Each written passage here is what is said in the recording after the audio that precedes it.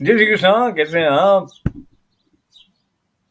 प्रश्न के बाद में जो मौन है ना, इसमें वो सागर निकलता है जिसकी लहरें हमारे भीतर कृष्ण प्रेम का भाव बढ़ा रही हैं।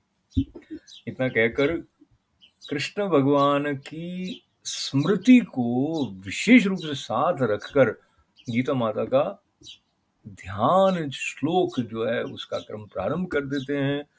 पारनाय प्रतिबोधितां भगवता नारायणेन स्वयं व्यासेन ग्रथितां पुराणं मुनिना मध्ये महाभारतम् अद्वैतामृतवर्षिणीं भगवतीम् अष्टादशाध्यायिनीम् अम्ब त्वाम् अनुसन्दधामि भगवद्गीते भवद्वेषिणी। योगेश्वर श्री कृष्ण चंद्र महाराज की जय जयकार करते हुए वसुदेव सुतम देवम कंस चाणूरमर्दनम देवकी परमानंदम कृष्णम वंदे जगद्गुरुम।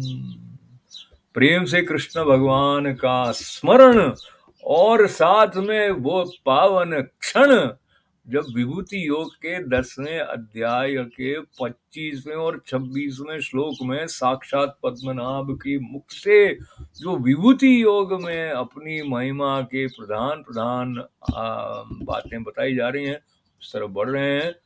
तो बता क्या रहे हैं भगवान? महर्षीणाम भृगुरहम गिरामस्येकमक्षरम् यज्ञानां जप यज्ञोऽस्मि स्थावराणां हिमालयः। तो इस श्लोक का अर्थ जो है वो बता रहा है कि मैं महर्षियों में भृगु हूं और शब्दों में एक अक्षर यानी कि ओंकार हूं। ओम ओम ओम ओम ओम। और सब प्रकार के जो यज्ञ होते हैं उनमें मैं जप यज्ञ हूं। जप की महिमा बताई है कृष्ण भगवान ने यहाँ, और साथ में ये कहा कि स्थिर रहने वालों में, एक तो अस्थिर रहने वाले हैं, एक स्थिर रहने वाले। तो स्थिर रहने वालों में जो हिमालय पर्वत है वो मैं हूं, कृष्ण भगवान ने ऐसा कहा। तो इनमें से जो जो विभूतियों का संकेत यहाँ आया है उनको थोड़ा फिर से देख लेते हैं, क्योंकि भृगु ऋषि के बारे में जो आपको पता है मुझे बताने का आनंद लेना है। महर्षिणाम भृगुरहम गिरामस्येकम अक्षरम। भृगु ऋषि जो है ना, वैसे माना जाता है कि वो बड़े क्रोध वाले थे हैं। और एक बार महर्षियों या ऋषियों के मध्य में ये हुआ कि ब्रह्मा और विष्णु महेश जो तीनों हैं, इनमें सर्वश्रेष्ठ कौन है, टॉप कौन है?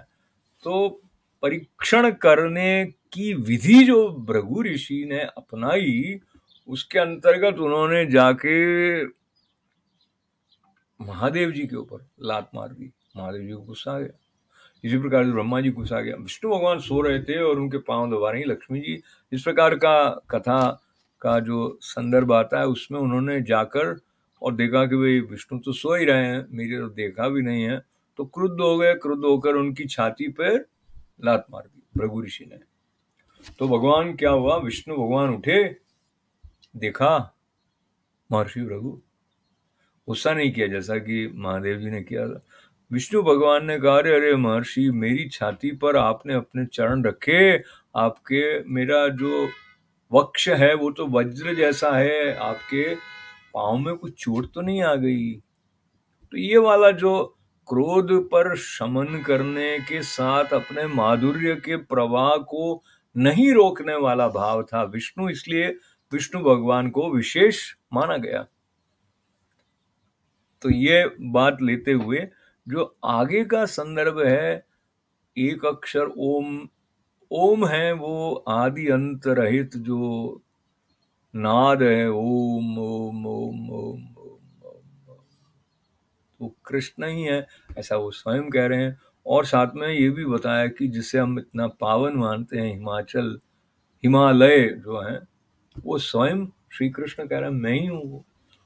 अब इन बातों को लेके हम साधना की दृष्टि से अपने को परिपक्व करने की दिशा में श्रद्धा से बढ़े, तो इस विभूति योग के साथ जुड़ने का जो आनंद है, वो जो इसका लाभ है, वो हमारे प्रति खुलेगा।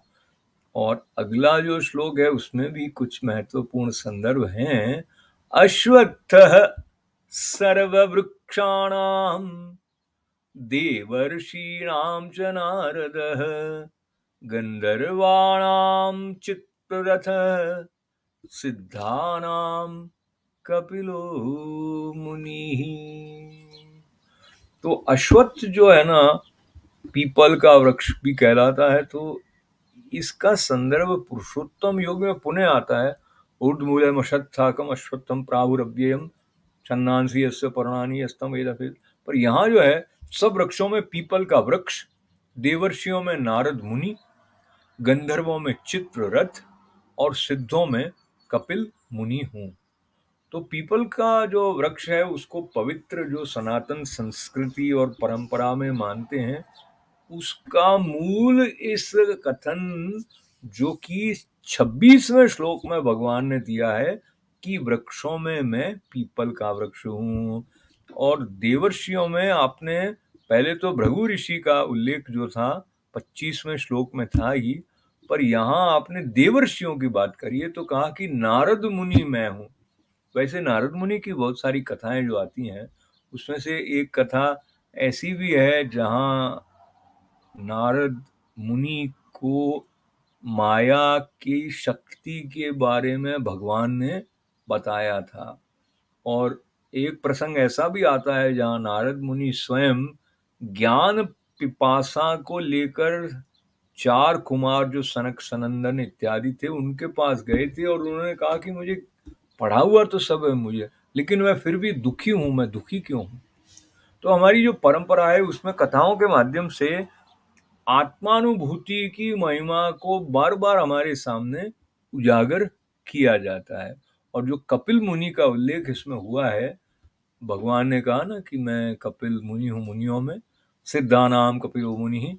तो कपिल मुनि जो है उनकी माता जी थी देवहूति जी, और उन्होंने शिक्षा दी थी माँ को मुक्ति की दृष्टि से।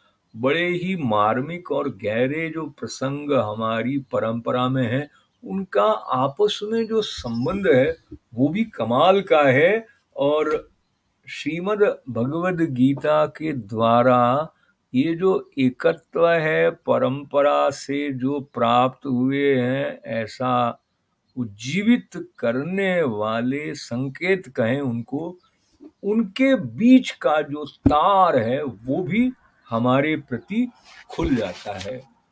श्रीमद् भगवद गीता में ज्ञान भी है और भक्ति भी है और योग, श्रद्धा, ये सब लेकर हम जब आगे बढ़ने की बात करते हैं तो ज्ञान का फल बताते हैं कि भव बंधन से मुक्ति।